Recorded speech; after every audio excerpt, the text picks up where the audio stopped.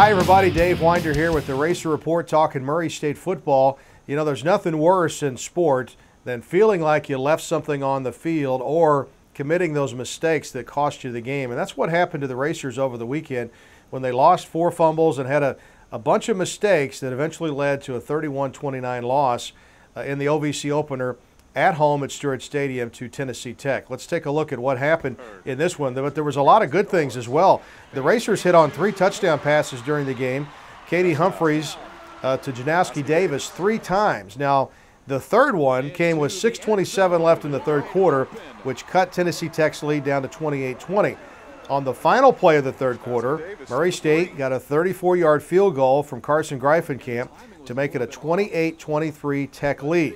Humphreys then hit Jeremy Harness with 1:51 to go to get them to within 2. So Murray State went for 2 in the tie, and as you could see, that was unsuccessful, and Murray State never got the ball back.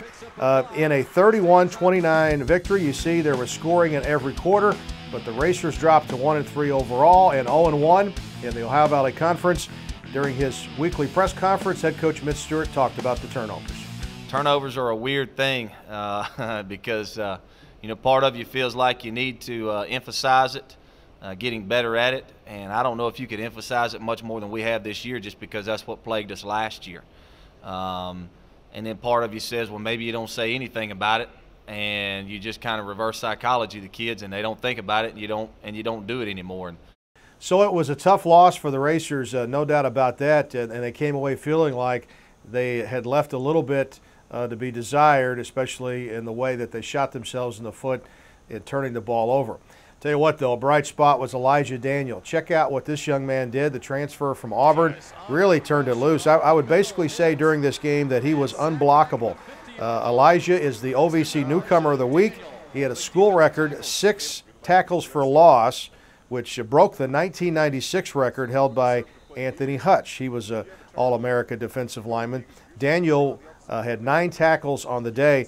And then go back to Katie Humphreys, a career-high 491 yards passing, 3 touchdowns, no interceptions, and Harness and Davis combined to catch 14 of those completions for Katie Humphreys.